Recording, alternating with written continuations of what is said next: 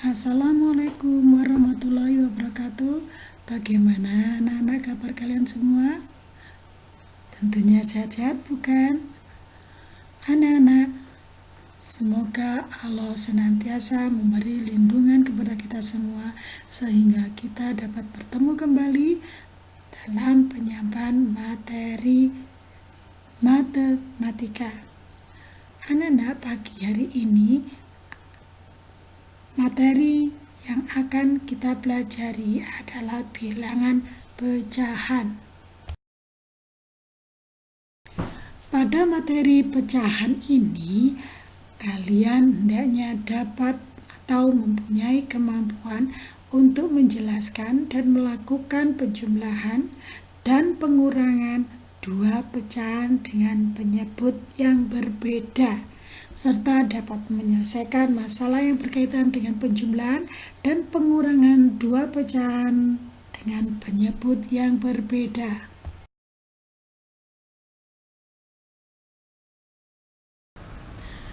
Anak-anak, sebelum kita belajar tentang penjumlahan dan pengurangan dengan penyebut yang berbeda, ada baiknya Busu mengulang kembali apa itu yang dimaksud dengan pecahan, sehingga kalian akan paham tentang apa yang dimaksudkan dengan bilangan pecahan.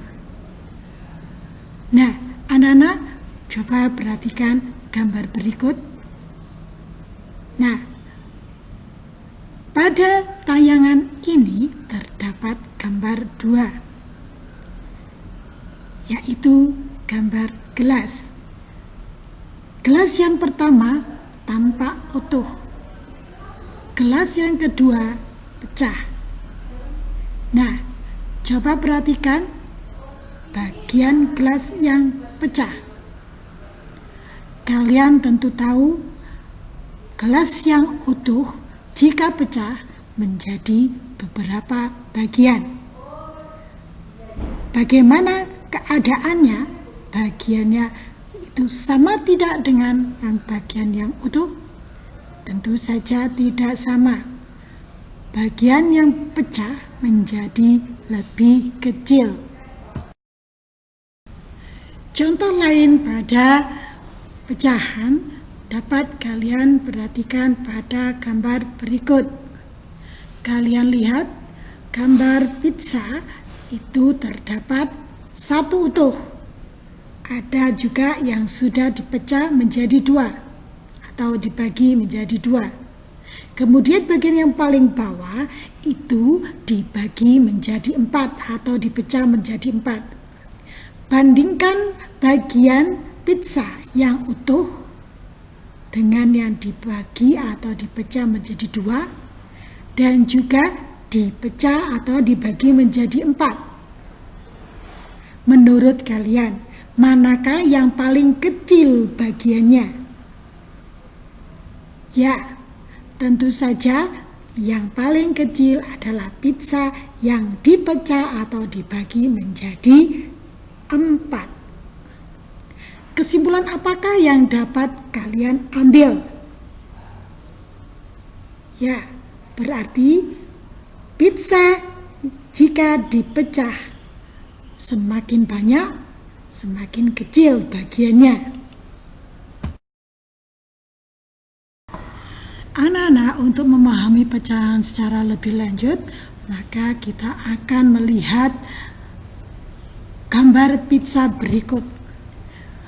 Sebelumnya kalian sudah melihat bagaimana sebuah pizza yang utuh dipecah atau dibagi menjadi 2. Kemudian pizza yang utuh dipecah atau dibagi menjadi 4. Sekarang pizza itu dibagi atau pecah menjadi 8 bagian. Coba bandingkan bagian yang banyak atau sedikit. Dapatkah kalian bayangkan mana yang lebih paling sedikit? Pizza yang dibagi atau pecah menjadi 2, ataukah pizza yang pecah menjadi 4, ataukah pizza yang pecah atau dibagi 8? Nah, perhatikan pizza berikut. Pizza berikut pecah dibagi menjadi beberapa bagian. Ya, pizza tersebut dibagi menjadi 8 bagian.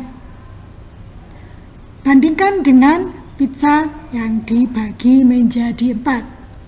Garis lengkung merah itu menunjukkan, kalau perhatikan, besar dari pizza yang dibagi atau pecah menjadi 4 itu lebih besar daripada bagian yang dipecah menjadi 8. Nah, kesimpulannya, bagaimana anak-anak?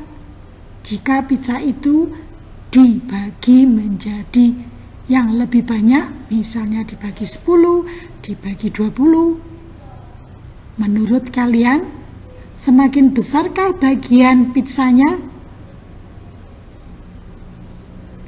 Tentu semakin kecil, bukan semakin besar bagiannya. Nah, anak-anak, kalian tentunya mendapatkan pemahaman bahwa pecahan yang banyak maksudnya jika pizza yang utuh dibagi atau pecah menjadi banyak bagian, maka akan semakin sedikit bagian pizzanya. Setelah kalian memahami apa yang dimaksud dengan pecahan, kemudian bagaimana menuliskan simbol dari pecahan. Coba perhatikan gambar pizza berikut. Pizza yang utuh dituliskan simbol angka 1. Pizza yang pecah menjadi 2 maka dituliskan menjadi setengah. Begitu pula pizza yang dipecah menjadi 4 dituliskan 1/4. Mengapa demikian? Untuk mencari tahu mengapa penulisan pecahan berbeda dengan penulisan lambang bilangan yang biasa, maka coba perhatikan gambar pizza berikut. Anak-anak kalian tahu gambar pizza berikut telah pecah menjadi 2 atau dibagi menjadi 2. Perhatikan pizza yang beranak panah. Bertanda anak panah, di situ menunjukkan 1 dari 2 bagian keseluruhan. Maka ketika 2 bagian pizza digabung kembali menjadi 1, maka akan membentuk sebuah pizza yang utuh.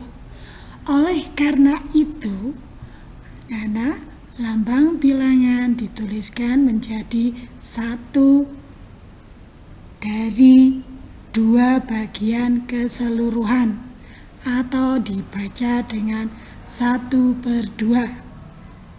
Kemudian coba perhatikan pemahaman pada lambang bilangan. Angka yang di atas merupakan bagian disebut dengan pembilang, sedangkan bagian yang di bawah merupakan bagian keseluruhan, itu disebut dengan penyebut. Coba perhatikan pada gambar yang kedua. Apakah masing-masing bagian menyatakan 1/2? Ya, masing-masing menyatakan 1/2. Coba anak-anak kalian pikirkan bahwa bagian pecahan dari keseluruhan itu akan menunjukkan bagian yang sama dengan bagian-bagian yang lainnya.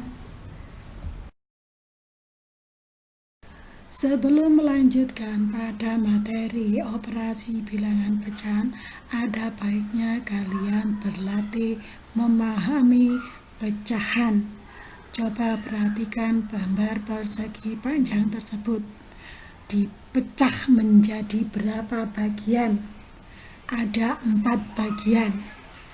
Menurut kalian, apakah masing-masing dapat dinyatakan dengan 1/4?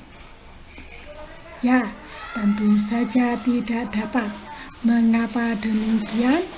Karena masing-masing bagian tidak menunjukkan bagian yang sama besar, sehingga bagian tersebut tidak dapat dikatakan sebagai pecahan. Oleh karena itu, anak-anak, coba perhatikan beberapa contoh berikut. Coba kalian perhatikan pada latihan 1.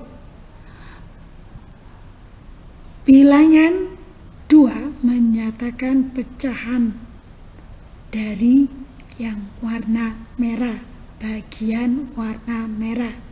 Sedangkan bilangan 6 merupakan jumlah bagian keseluruhan. Begitu pula pada latihan 2. Coba kamu perhatikan lambang bilangan yang utuh tetap dituliskan angka 1. Yang telah dibagi dengan warna hijau dan merah dituliskan menunjukkan pecahan 1/2. Berarti 1 bagian dari 2 bagian keseluruhan. Begitu selanjutnya pada latihan yang ketiga. Potongan garis dengan warna yang berbeda-beda itu kalian sudah ditunjukkan dengan lambang bilangan pecahannya.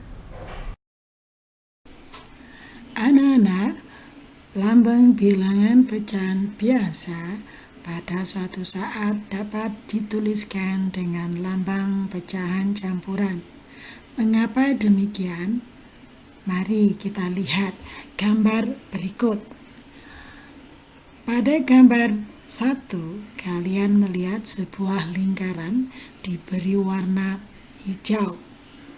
Nah, warna hijau menunjukkan 1 bagian dari 2, karena lingkaran itu dibagi menjadi 2 atau pecah menjadi 2. Kemudian jika kedua bagian diberi warna hijau, maka tampak sebagai sebuah lingkaran dengan warna yang utuh. 2 bagian diberi warna hijau. Nah, 2 bagian dari 2 keseluruhan atau 2/2 itu sama dengan 1. Kemudian coba kalian lihat pada gambar 2. Pecahan ditunjukkan dengan gambar 3/2. Kalian lihat, ternyata bagian warna hijau itu terdapat 1 utuh dan setengah bagian atau 1/2. Maka dituliskan dengan lambang bilangan pecahan 3/2. Sedangkan pecahan campurannya itu adalah 1/2. Pada gambar 3 menunjukkan bahwa 3/2 itu sama nilainya dengan 1/2. Contoh lain dari lambang pecahan biasa yang dapat dituliskan dengan pecahan campuran. Coba perhatikan pada gambar berikut. Yang pertama, pecahan 7/4 dengan 1/3/4. Pada gambar kalian melihat ada perempatan, itu ada 7. Kemudian ternyata perempatan 7, ada 7 tersebut di 4 bagian menjadi sebuah lingkaran yang utuh. Lebihnya 3/4. Maka 7/4 dapat dituliskan dengan 1/3/4 atau 7/4 sama atau senilai dengan 1/3/4. Contoh lain adalah pecahan 7/3 dan 2/3. Kalian melihat bagaimana persamaan dari 7/3 dan 1/3. Kalian melihat lingkaran yang pertama, pada gambar yang pertama lingkaran ada 3, kemudian diberi warna 1/3 ada 7.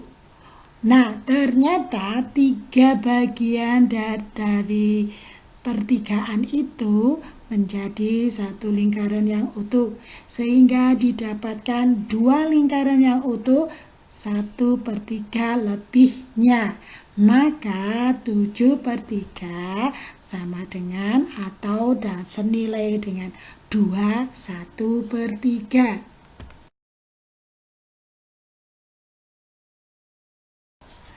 Setelah kalian mengenal lambang bilangan pecahan biasa dan pecahan campuran, mari kita lanjutkan materi penjumlahan. Bagaimana cara menjumlahkan 2 bilangan pecahan dengan penyebut yang sama? Perhatikan pada gambar berikut. Coba perhatikan gambar penjumlahan pecahan pada nomor 1, yaitu penjumlahan bilangan 2/4 dengan 1/4 yang menunjukkan hasil 3/4. Kalian dapat melihat gambar lingkaran yang telah diberi warna merah dan biru.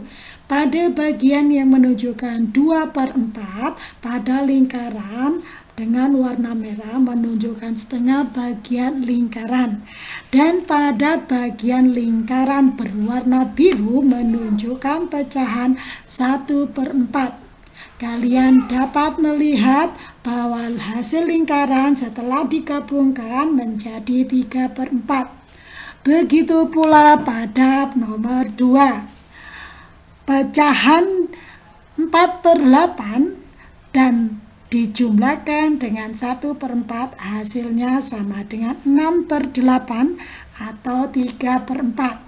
Kalian bisa melihat bagaimana lingkaran yang berwarna merah pada nomor 1 dan nomor 2 ternyata juga menunjukkan bagian 1/2. Ini menunjukkan bahwa 2/4 dan 4/8 serta 1/2 merupakan pecahan senilai. Coba kalian perhatikan pada nomor 2. Hasil akhir menunjukkan 6/8 ternyata juga mempunyai menjadi pecahan senilai 3/4, sama seperti pada soal nomor 1. Kalau tadi kalian belajar menjumlahkan bilangan pecahan dengan penyebut sama, sekarang kita belajar menjumlahkan pecahan yang berpenyebut tidak sama. Coba perhatikan soal nomor 1 dan nomor 2. Pada nomor 1, penjumlahan pecahan 4/6 dijumlahkan atau ditambahkan dengan 1/5. Hasilnya menunjukkan 26/30. Jika disederhanakan menjadi 3/15. Coba perhatikan gambar lingkaran yang ada pada nomor 1. Lingkaran pertama diberi warna 4 bagian dari 6 bagian keseluruhan berwarna merah, dan lingkaran yang kedua menunjukkan 1 bagian dari 5 bagian keseluruhan. Ketika digabungkan menjadi 26/30 atau 13/15. Pada soal nomor 2, kalian lihat penjumlahan bilangan 1/2 atau setengah ditambahkan dengan 1/5 yang hasilnya menjadi 7/10. Pada lingkaran kalian lihat lingkaran pertama menunjukkan warna 1 bagian dari 2 bagian keseluruhan berwarna merah digabungkan dengan 1 bagian dari 5 bagian keseluruhan diberi warna biru. Ketika digabungkan kalian lihat menunjukkan warna merah dan biru yang digabung menjadi satu, menjadi 7 bagian dari 10 bagian keseluruhan. Kesimpulan materi kita pada pagi hari ini adalah lambang bilangan pecahan merupakan lambang bilangan yang menunjukkan bagian dari keseluruhan. Simbol atau lambang bilangan ditujukan dengan A per B, di mana A menunjukkan bagian sedangkan B menunjukkan keseluruhan. Penjumlahan bilangan pecahan berpenyebut sama dengan cara menjumlahkan pembilangnya dengan penyebutnya tetap. Sedangkan penjumlahan bilangan pecahan berpenyebut tidak sama dengan cara menjumlahkan pembilang setelah penyebut disamakan. Cara menyamakan penyebut yaitu menggunakan KPK dari bilangan yang menjadi penyebutnya.